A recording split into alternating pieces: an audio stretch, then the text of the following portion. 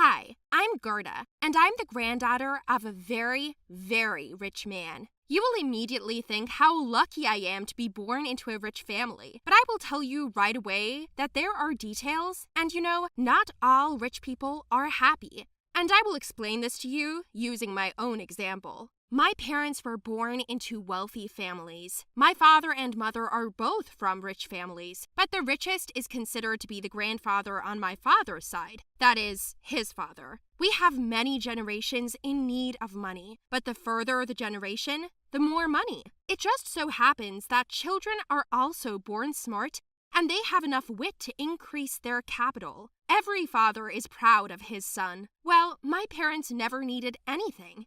As I said earlier, when I was born, my grandfather was so happy that he threw a celebration for a few days, and all this took place on the family island. Yes, my grandfather was very happy about the birth of his first granddaughter because he was not afraid to see it. Oh no, he's not sick. It's just that. As it happens, rich people have a lot of enemies who are eager for the death of a competitor. My dad took over his father's business, and he took over his father's. In our family, everyone is engaged in mining. Well, not us, but we have our own share in this kind of business. This is the main income. Plus, there are many smaller businesses, clothing boutiques, grocery stores, pharmacies, and so on. My mother became pregnant, and they were expecting a boy, so all the attention was focused on the unborn baby. The age difference is huge. 17 years. It's just that my mother also worked all these years and had no time to have more children, but then they realized that it had already been 17 years and hurried along. Despite the fact that we never deny ourselves anything, we have a lot of prohibitions and rules of behavior in our family, from the choice of clothes to taste preferences in food. However, such a beautiful life means you need to be careful. For example, when you are rich, you can't know for sure if a person is friends with you because they really like you or because of your money. It also often happens that even relatives are ready to bite each other's throats because of the percentage of shares. And when I was younger, I couldn't just go to the park with my friends after school and eat a street hot dog. I always had to maintain my level, which meant observing manners, being reserved, dressing nicely and neatly, having a decent hobby, getting a music education, and knowing at least 2 foreign languages by the age of 15. Oh yes, and you thought being rich only meant spending money? No, no, no. I still had to figure out how to earn it and how to spend it correctly. So it's not that simple. Unlike my grandfather, my father was more gentle towards his subordinates. He was nice to my mother and me. He often spoiled me, and for this I loved him even more. But then there were some changes in my life. I grew up, and as it sometimes happens, I met a guy on the internet. We started talking, and I really liked him. His name is Ethan, and he is a super sweet, kind, and open person. I've never met anyone like him. People from my environment are more hypocritical. They are looking for benefits everywhere, but he is not like that. He is simple. Maybe because he's not rich at all, but that didn't bother me at all. I hid all information about myself, uploaded a simpler photo without pretentious cars, holidays, parties, and restaurants. I created a page with photos of me hanging out with friends and wearing simpler clothes, because I wanted people to meet me not for my money. Ethan was one of the people who met me, and he admired my sense of humor. He looked quite funny. He had hair that was halfway up his head, and it was curly. He looked like a dandelion, and I liked it. Ethan asked me out, and we didn't go anywhere, not to a movie, restaurant, or even a cafe, because he didn't have any money. But it was the first time I walked around the city for so long, and it seemed that even though I lived there, I never saw these beautiful places. We talked for a long time and a lot. I told him only that I am studying, I have a family, and some hobbies. Most of the questions were asked by me. I was interested to know what it's like to live so simply. When we got hungry, Ethan offered me that street hot dog. Oh, it was the most delicious food.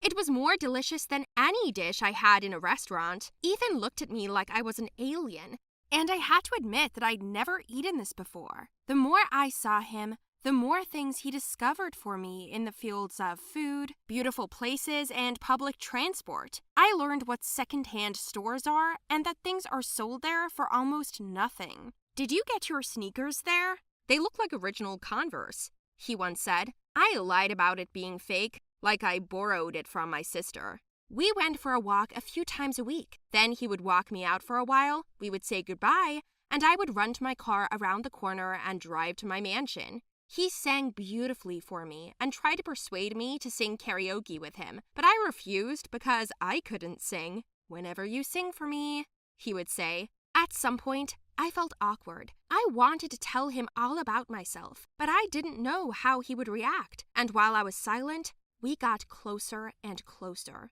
Then Ethan kissed me and we officially became a couple. He introduced me to friends, and I enjoyed this life. So simple and easy. After a while, my mother gave birth. I got a little brother named Benedict. My grandfather threw a feast almost all over the city.